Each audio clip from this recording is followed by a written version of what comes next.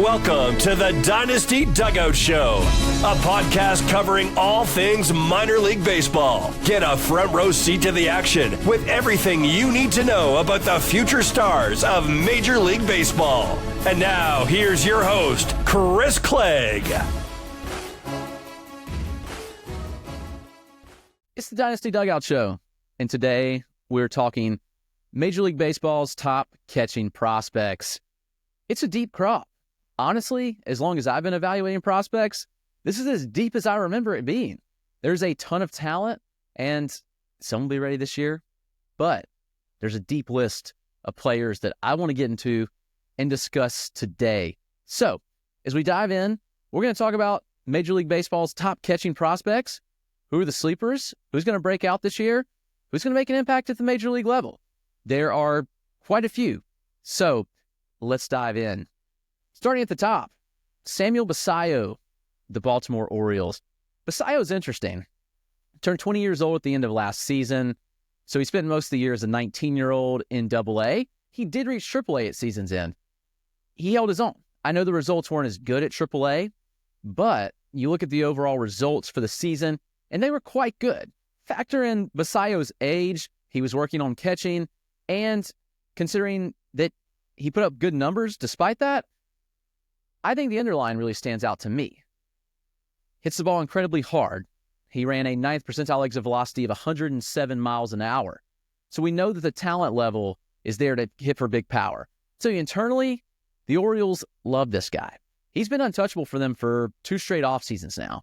And while they had a big crop of prospects last year, and I know the Orioles haven't made a ton of moves, but Basallo was their one untouchable last season, which that speaks a lot of volume when you think about the fact that there were some talented guys there.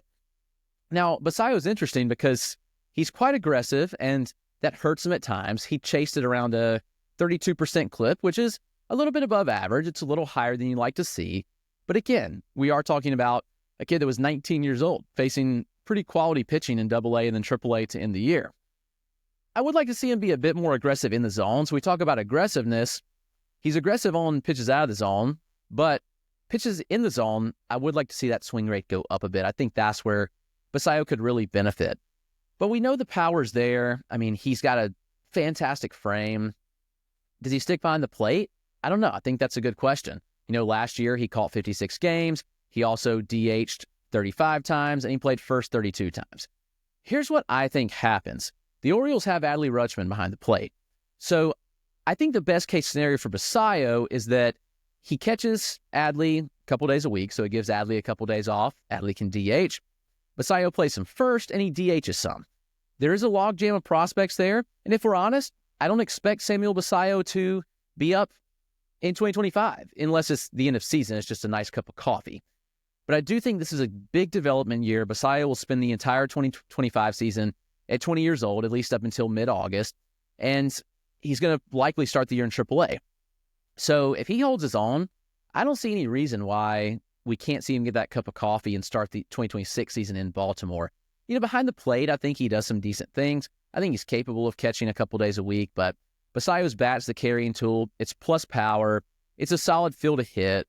You know, I think that when all is said and done with his development, Basallo's going to be an incredible bat. So the next guy also is an interesting situation. It's a crowded situation, but Dalton Rushing is my number 2 catching prospect from the standpoint of just his bat is so good. Now, with Rushing, we know that they were putting him in the outfield last year down the stretch. He was learning that position. There was legitimate talk about whether he would be on the postseason roster for the Dodgers or not. And that says a lot about the quality of Dalton Rushing because they wanted his bat in the lineup that much. Like, he was that good at the plate. Since he's been drafted, Dalton Rushing has done nothing but hit. He broke out in his junior season at Louisville. He sat behind Henry Davis for 2 seasons. He comes out, he dominates, and since coming into pro ball, he's done nothing but hit. He hit 24 home runs last season. He slashed 271, 385, 512, a really solid mark. He had a 142 WRC plus, which was one of the highest marks of any full season minor leaguer, not just catchers. He's actually shown some improvements behind the plate, too. He's worked there. He's improved his arm. He threw out 30% of base runners last year while also working in the outfield. It's an impressive combo of skills. Rushing with the bat, I mean, it's power first, but there's also a really high OBP floor. So with rushing, he's disciplined. We're looking at a career chase rate around 20%, so very solid mark there. He doesn't expand the zone often. He's going to get on base. And the contact skills have steadily improved as well. It was a 77% contact rate last year, which well above league average for double and triple A, and then an 83% in-zone contact rate. Both those extremely good. Hits the ball hard, hits the ball at ideal launch angles. It was one of the highest ex-Wobicons in the minors. I'm incredibly high on Dalton Rushing's bat. I'm incredibly low on his future outlook just because he's blocked in LA. How does he get into the lineup? This team keeps signing players. They've got Will Smith locked up. They've got Austin Barnes on the roster this year. So how does Dalton Rushing fit in 2025? I have no idea. I know his bat's good enough to play. He can hit major league pitching. Is he traded? This is a pretty good asset. It would take a big return, I think, to move Dalton Rushing, but I wouldn't rule out the fact that he's traded. But it's going to be hard to find a spot for him. So I don't know how this factors in 2025, but long-term, this bat's going to be really, really good. Also, a caveat is I'm talking about these bats, like as I'm going through some of the rankings, they're more dynasty-focused, so fantasy baseball, so the bat certainly has an emphasis. But, also you have to factor in the glove too, because if a guy moves off the position, like someone I'm going to talk about next, how do they fit? And ultimately, how does the bat then play? And that's my biggest question with Moises Ballesteros of the Cubs. He's got a tremendous bat. He's shown that year over year. I saw him in the AFL. It's a really good feel to hit and some sneaky pop. His frame is my biggest question. He's listed 5'7", 195. There's no doubt that he's bigger than 195, but at the same time, I don't know if he can catch. And that's my question. Does he stick at catcher long term? The bat's good, but does he develop enough behind the plate then to ultimately be a catcher long term? He would be the shortest first baseman in MLB history by a decent little bit. And so that's a bit concerning to me too, because then if we're talking about a DH, how's the bat factor? I don't know if he gets enough power to play DH at the major league level. But with Ballesteros, it's great contact skills. I mentioned Dalton Rushing's numbers. Ballesteros is a little bit better, 78%, 85% in-zone contact. Those are really good. Solid OBP skills as well. You look at the batted ball numbers. He ran an average exit velocity around 88.5 miles an hour and a ninth percentile up to 105. So solid power and solid contact skills. He was also a 20-year-old that reached AAA. They pushed him pretty aggressively. And at first, there were some struggles in AAA. I mean, rightfully so. That was a tough spot for a 20-year-old. But Ballesteros of the Chicago Cubs, interesting prospect, good bat. Defense, I don't know where he fits. On the flip side of the spectrum, let's go to somebody that does have good defense, and that's Kyle Teel, who was traded from the Red Sox to the White Sox in the Garrett Crochet deal. Teel was tracking to be the Red Sox catcher this year. Now, he's in a situation where they have Edgar Quero. They traded for Corey Lee last year. This is a more crowded catching situation. Do I think Teel is the best pure catcher of the group? Absolutely. Do I think Teel could spend half the year in AAA Charlotte? I do think that's a real possibility. I'll be interested to see how that shakes out. But Teel put together a really solid 2024 season between AA and AAA. He slashed 288, 386, 433 with 13 homers, 23 doubles, and 12 stolen bases. Teel's a really good athlete. He moves well behind the plate. Also, he can move around the field. They could experiment with him at second base, a corner outfield spot. He's a good enough athlete to make that work. The power's more fringe average. I mean, the exit velocities aren't great, but he did top out at 110. He put up a ninth percentile around 102, which is below the major league average, so a little bit lower than the threshold we'd like to see. But again, when you're talking about a catcher with good skills, a good arm, good receiver, and good athleticism behind the plate, you can live with a little bit below average power. So I think that Teel's capable of slotting in as the White Sox catcher fairly soon in 2025, but I also think they probably send him to AAA, and he gets some work there. Edgar Quero might also be there. So how does that factor in? Well, we can also talk about Quero. Quero made some tweaks in his swing, and it really paid off. He had an incredible year last year. It was interesting progression for Quero, actually. He was incredible in 2022. He had a down 2023 season, and he was traded from the Angels to the White Sox. And then this swing change led to really good production in 2024. Quero's contact skills improved, but they've always been pretty good. He ran a 78% overall and an 82% in-zone contact. The power gains were legit as well. He hit 16 home runs, and he had an average exit velocity north of 88 miles an hour. And the biggest thing is that Quero was able to raise his launch angle some and barrel up more balls. He'll be 21 on opening day in 2025. I think he's made impressive strides. I like Quero a lot, but the question is, how does he work with Teel? And I don't have a good answer to that question right now. The White Sox are going to give him both a chance. Both bats are major league bats, in my opinion. And I would say that Teal's the slightly better catcher behind the plate. But that doesn't mean that Quero's not going to find time in the majors. I absolutely think that his bat can play.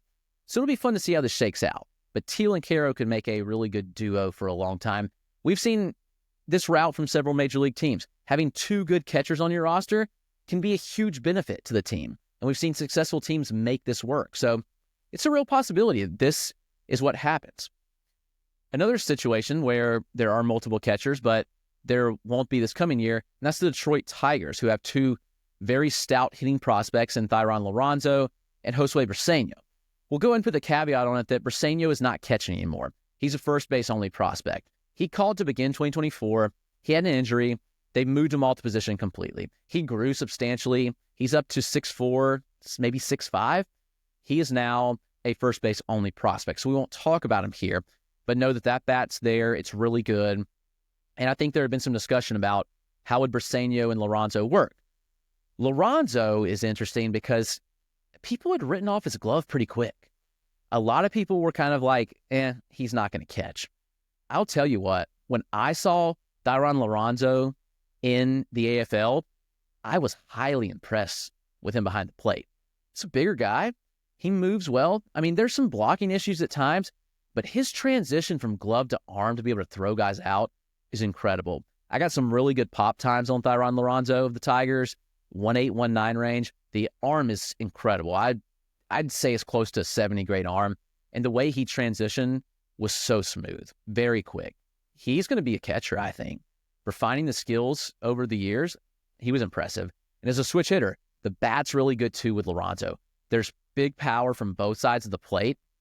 I saw him hit from both sides several times and was very pleased. But actually, the OPS as a left-handed bat was much lower than right-hander. I thought the swing is more smooth from the left side. It looks more natural, but he hit 730 OPS as a left-handed bat and 955 OPS as a right-handed bat. The power's legit. Liranzo had 108 mile an hour, 9th percentile exit velocity. That's top tier among all catching prospects, and it's top tier among all prospects in general. By MLB standards, that's like 65 grade. Like, we're looking at hitters, I don't know, like that's Junior Caminero power for reference. Like, he was right in the 108 range. So big power from Liranzo. The contact skills are around average, and I think the plate discipline is good enough to work. I came away from the AFL much higher on Thayron Liranzo after seeing him in person and being impressed with his catching skills. Now, this guy, unfortunately, didn't play much in 2024. And that's Jeferson Quero of the Milwaukee Brewers. Quero, unfortunately, was injured the first game of the year and actually his first plate appearance. He walked in his first at-bat, and he was picked off at first base. As he slid back in head first, he dislocated his shoulder and tore his labrum. Quero was primed to be catching Milwaukee in 2024. Now, we know William Contreras is behind the plate there, and the bat's incredible. Quero's not going to push off William Contreras, but Quero is going to catch, and he's a very good defensive catcher. One of the better defensive catchers that we're going to talk about today. He threw out 35% of runners in 2023. That's an impressive mark. He has a strong arm. He's a good receiver, very good behind the plate, but the bat is no slouch either. He is an impressive contact hitter with good power. It's a strong frame. Quero's 5'11", 215. It's kind of your prototypical catcher frame. It's a really good bat and glove. I would dare say that if Jeferson Quero had been healthy all year, we might be talking about him among the top 3 catching prospects in the game. And I don't think that's even crazy to say now if you're factoring in the glove and the arm. The talent level is there. It's a very simple approach. He uses a toe tap. The swing's fairly flat at times, which is the question of how much power will he get to. But I believe that Quero ultimately is going to be a really solid bat and be a plus catcher behind the plate at the major league level. I think we'll see him in Milwaukee this year pending the shoulder being healthy and him contributing at the major league level. This is a really good bat. It's Jeferson Quero of the Milwaukee Brewers. One of the youngest catchers on this list is Ethan Salas, San Diego Padres. Now, it's been so interesting to see his progress and how people have valued him because Salas basically was rushed too fast. Put that nicely. He signed in January 2023, $5.6 million bonus. He skipped the DSL, but also the complex. He debuted in single A just 2 days before turning 17, which is wild. So he was then pushed to double A as a 17-year-old. That's too much. He wasn't ready. I personally believe that his development was stunted by being sent to high A and then double A. Salas, he had a down year. It wasn't a good year at all in 2024 if you look statistically. But if you look under the hood, the numbers were actually pretty good. And Salas is very polished. He's one of the most polished defensive catchers I've seen at that age. Pretty impressive. Now, with Ethan Salas, first time I had seen him was the AFL. And here's what I saw. I saw a hitter that knows the strike zone exceptionally well. I saw a catcher that was advanced beyond his years behind the plate. But I saw a hitter that might be a little too selective at the plate. And I think that may have led to some surface numbers being a little lower than you'd like to see. You look at the slash line, it was 206, 288, 311. Yeah, it's really disappointing at the end of the day. But he did have 27 doubles. He had 2 triples. He showed some good things down the stretch, too. Over his final 36 games, Salas hit 4 home runs. He had 13 doubles. The contact rates went way up, which they were good all year, actually. And his OPS jumped by 100 points. So he finished the year very strong. And overall, Salas made contact at a 78% clip. This is as an 18-year-old in high A. That'll play. There's juice in the bat. I think you look at the frame, I could see him developing into an average power bat with time too. And the pop times are really good on Ethan Salas as well. He's going to be challenged. He's going to be sent to Double A to start 2025, most likely.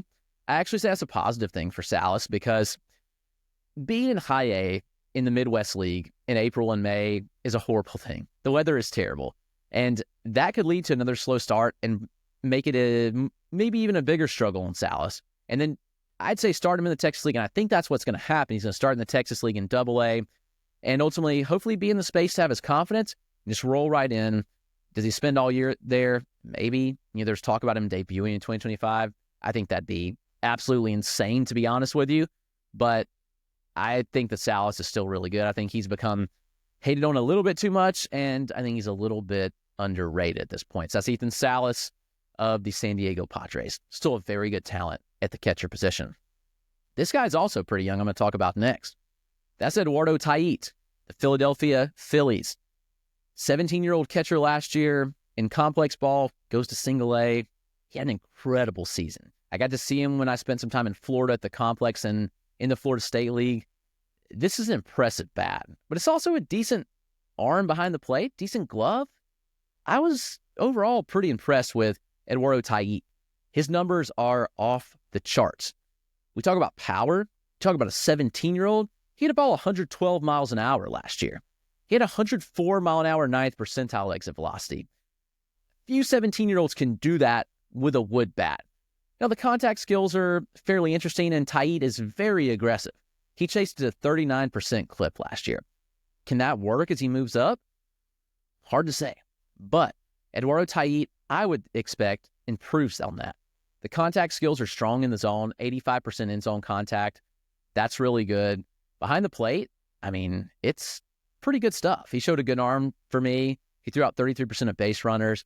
I think he controls the run game pretty well for lower level where pitchers can't hold runners at all. Eduardo Tait looks like a future power hitter. Whether his body allows him to stick behind the plate or not is my question. He's listed at 6 foot, 175. I don't know if that's exactly the case. He's a little bit bigger than that. Very stocky frame. And for a 17-year-old, how does his body progress?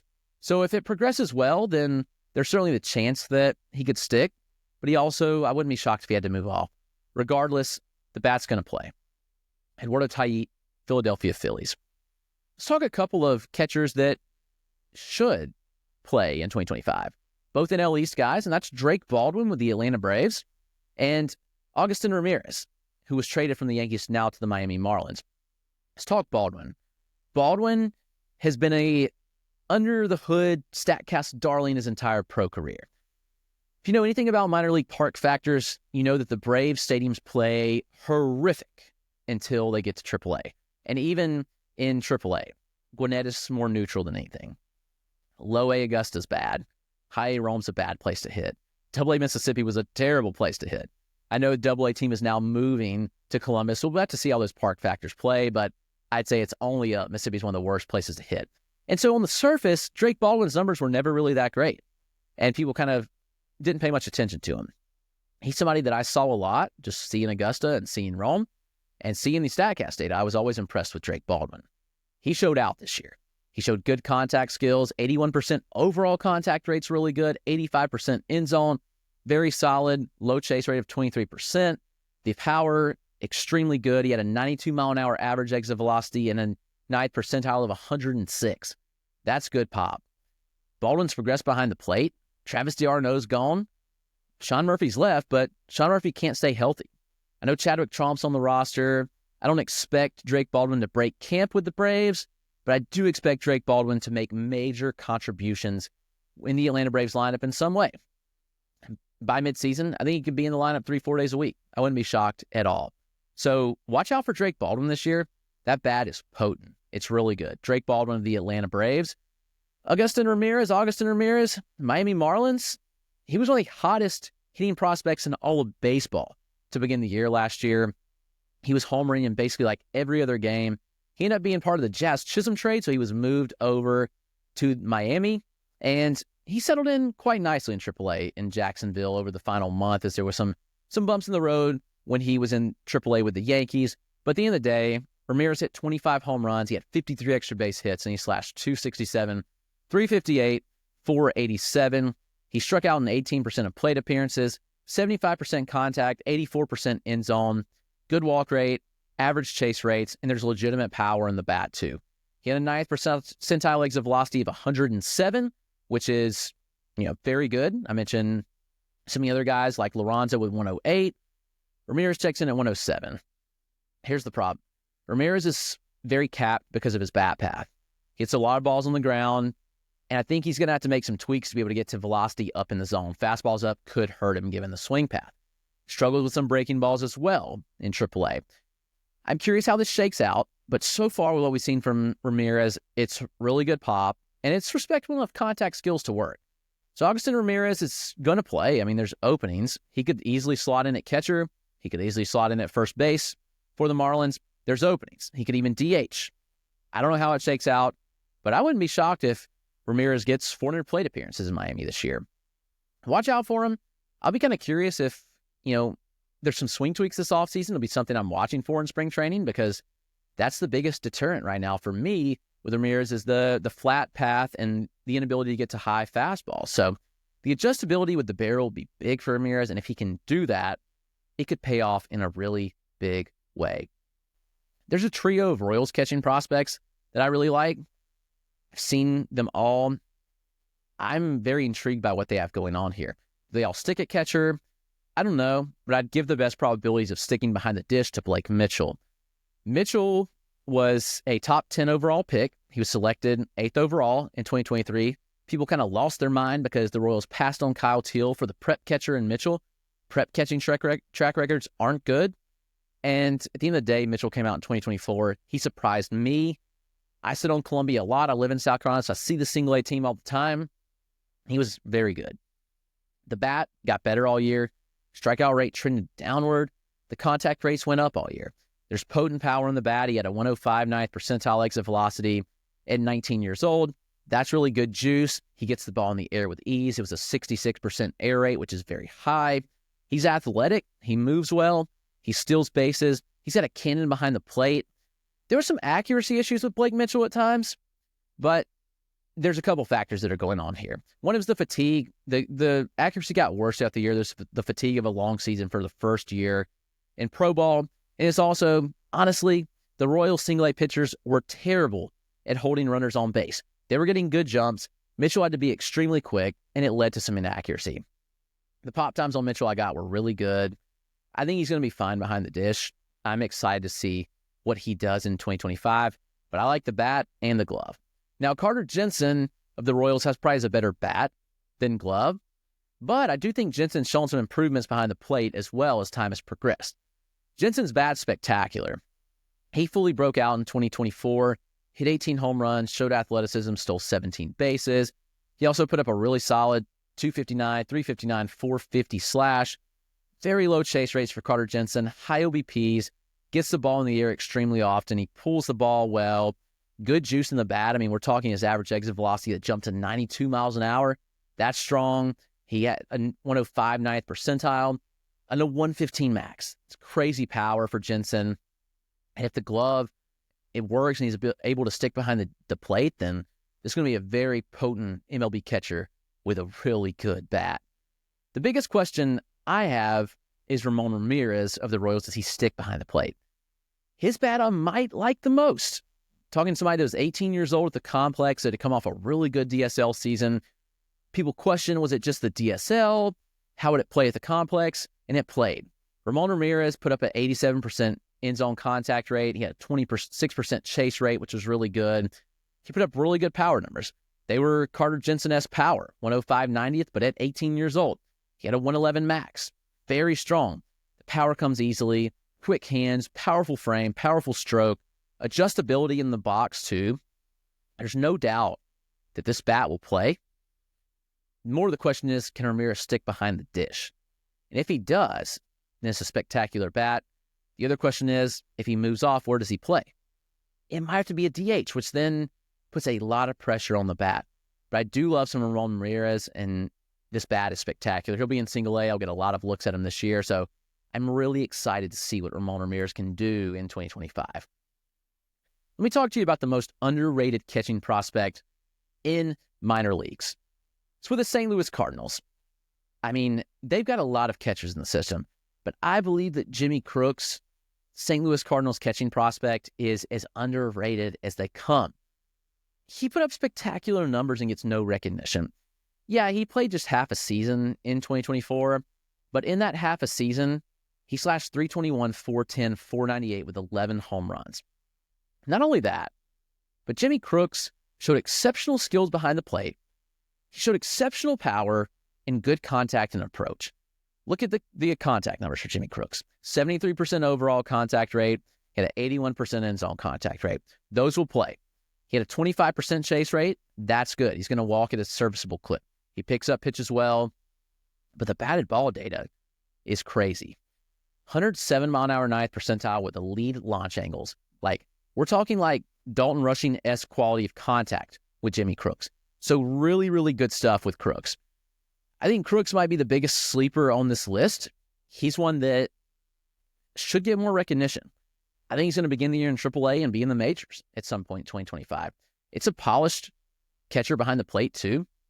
A big arm. He threw out 33% of base runners in AA. I mean, I really, really like Jimmy Crooks. I think he's flying under most people's radars, and I would be very, very excited to see what Crooks does in 2025. It's a very, very good talent all around. On the flip side, let's talk about somebody that struggled and why. Harry Ford of the Seattle Mariners. Ford's interesting because he's been quite hyped, and for good reason.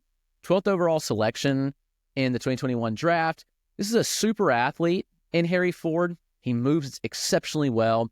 It's a smaller frame, but it can work. He's listed 5'10", 200. He might be a tad shorter than that, for being honest, of just being up close to him and me being 5'9" myself. I would say Ford's probably more my height. But with Ford, it's the athleticism, it's the ability to get on base, and some sneaky power potential. Now, Ford's interesting because you look at the surface numbers this year, and they were pretty bland. 249 average, 377 OBP, and a 367 slug. He hit 7 home runs and stole 35 bags. Ford played in one of the worst AA parks in baseball, though. And that's important to note. Pretty drastic home road splits. Ford ultimately hit 6 home runs on the road and 1 at home. The exit velocities, I think, are pretty respectable with Ford. While they did take a slight step back in 2024, I think it's something to watch. I think he can have 15 home run juice. I believe that, no doubt in my mind. He's a passive hitter. He picks his spots well. He swung at 40% of pitches, but he doesn't chase. We're at a 15% chase rate, which is really good. Like, you look at those kind of marks, and they're pretty spectacular. He's got a very good eye. and some respectable contact rates at that. Now, the contact rates did kind of take a step back. You look at this year compared to previous years, it was a step back. So you have to wonder, like, was it an adjustment at Double-A pitching? Was it a focus on catching behind the plate while also trying to focus on hitting? Because we talk about this, the catcher position is really hard to develop behind the plate with your glove and also hit.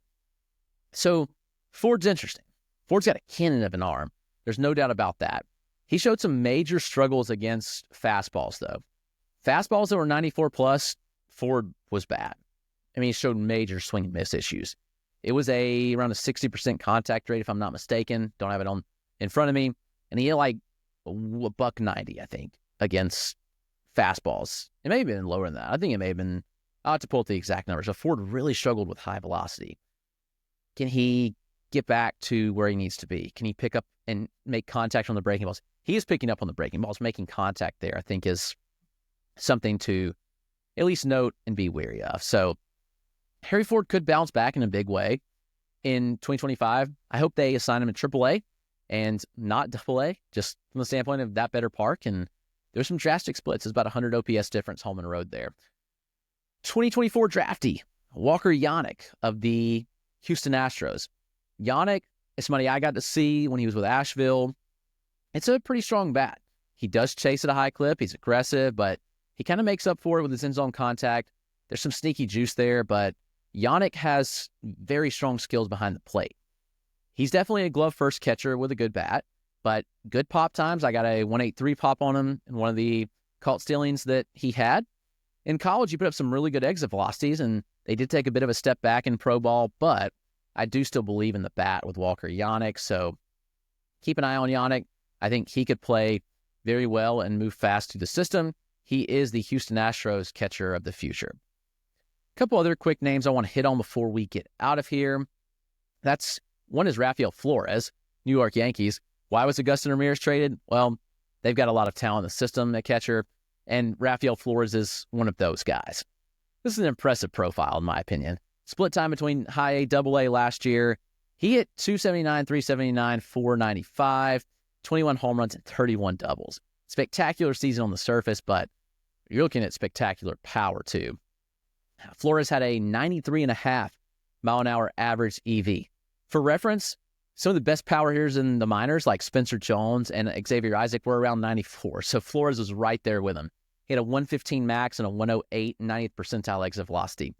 The contact rates, he ended the year just shy of 70%, but in the second half, it was a 74% contact rate. So improvement, 23% chase rate, very good. Good eye, picks up pitches well, and a 406 xwOBAcon. He was the Yankees minor league player of the year for Baseball America for a good reason. Rafael Flores' bat is legit. It's very, very good. So watch out for Flores this year. He could take a major, major step forward. Cooper Ingles, one that took a step forward this year. Cleveland Guardians system. Catcher out of Clemson. He was a fourth rounder. I really liked what I saw from Ingles. Now, the surface numbers were really good. 305, 419, 478. 11 home runs in 93 games between high and double A, but the surface numbers weren't quite there. 101 9th percentile is slightly below average, but he hits the ball at ideal launch angles and he pulls the ball with authority. The contact skills are elite with Cooper Ingles. Some of the best contact rates of any catcher in the game.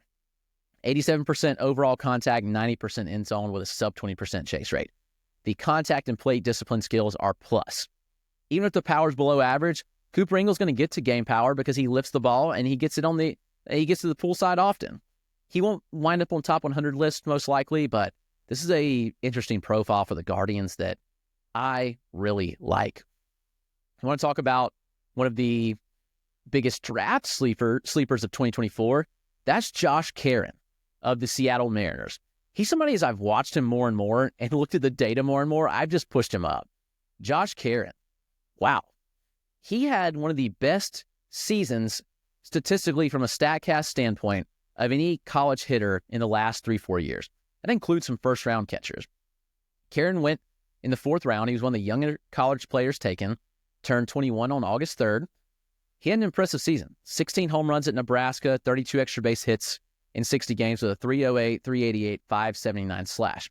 I don't care about the surface numbers for a Big Ten hitter as much as Caron put up some eye-popping numbers. 110 mile an hour, 9th percentile exit velocity. Yes, it was with a metal bat, and yes, that come down a little bit with wood in his pro debut, but 114.5 mile an hour max. I mean, you talk about a college power profile, that's exactly what Cam Smith was like from an exit velocity standpoint, who went to the Cubs in the first round. Not far behind a Nick Kurtz power profile. Solid approach. He had a 24% chase rate. The contact on out-of-zone pitches was pretty low, but Kieran did make pitches or contact on pitches in the zone at an 88% clip, which is very good. So swings in the zone, 88% contact rate will absolutely play. Yeah, he stepped into pro ball and he hit the ground on the ball a little too much, but it was such a small sample.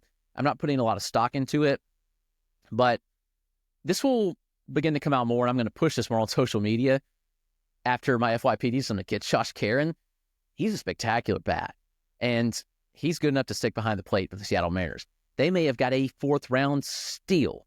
So great scouting by the Mariners and great draft pick. Mariners always do phenomenal in the draft, so good stuff there. A couple more before we get out of here. I want to hit on Edgar Perez with the Yankees. I saw him in the complex. It's a shorter frame. He was 17 years old, but I'm talking about an impressive bat. What Perez did, as far as a plate discipline and contact standpoint, is really, really good. 86% of swings in the zone he made contact on. 83% of overall swings he made contact on. The chase rate, incredibly low. Like, talk about a chase rate below 15%. Few can do that. And that's exactly what Edgar Perez did of the Yankees. I told you they were loaded at catcher. They've got a lot of guys. And Edgar Perez is somebody I'd watch out for. The bat speed's really good. It's very good contact and plate discipline skills.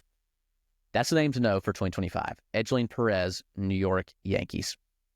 Finally, I want to talk about Rainel Rodriguez, spelled Rainel. DSL catcher, so again, like we put the performance, and we put a caveat, we put a little asterisk by it because DSL performance, especially for catchers, how are they going to translate? But talking to some people in the organization that have worked with him has spoke very highly of Rodriguez. Statistically, he put up a great season. 10 home runs and a 345, 462, 683 slash. Yeah, that'll play. 186 WRC plus, spectacular bat. He's got some pop, no denying that. His 9th percentile was already above MLB average at 17, which is crazy. He had a 108 max. That's really good. The contact skills are more of the question mark. It was sub 80% in zone contact against DSL pitching. That's not great. But if the contact skills improve and translate to stateside ball, Rainel Rodriguez is going to take a big leap forward. I've heard nothing but positive things about this kid. I'm excited to see him this year. There's talks of him starting the year in single A. We shall see, but very, very excited to see what Rainel Rodriguez of the St. Louis Cardinals does in 2025. I realized I forgot one name that I think is important. That's Alfredo Duno of the Cincinnati Reds. His season ended early on May 24th. Unfortunately, he had some broken ribs. He had a great DSL in 2023. He skipped straight to single A in 2024. He hit 3 home runs and 11 extra base hits in 32 games. Really good slash. It's big pop. He had a 106 9th percentile exit velocity. Duno is massive. He's 6'5" now. He's not listed at that, but he's up to 6'5". Does he stick behind the plate? I'm not sure. 6'5" is hard to stick behind the plate. We'll see. It's exceptional bat speed. He pulls the ball with ease and gets the ball in the air. I think the contact skills are the biggest question with Duno. His in-zone contact rate was 76%. That was actually improved on from the DSL, but he did have a 40% miss rate overall. So that's a concern when you have a 60% contact rate. I think that the OBP skills are there because it's a 14% chase rate. He picks up pitches well. But when Alfredo Duno's swinging, he's whiffing. But power upside is tremendous. Duno might have to move to first base this year, but you got to love the power potential and upside there with Alfredo Duno. Watch out for him because he can make a big surge in 2025. I think that's going to wrap it up. That was a lot of catchers in a short amount of time, but thank you for hanging out. I hope you'll subscribe to the YouTube channel. I'm going to put these on YouTube. I'm going to be doing YouTube videos every day now. I am going to try to grow the video side of things that I'm doing, but also get more content out there. Subscribe to the Dynasty Dugout Show, if you will, on YouTube, wherever you get your podcast. That's going to wrap us up. Thank you for hanging out today, and I will see you tomorrow.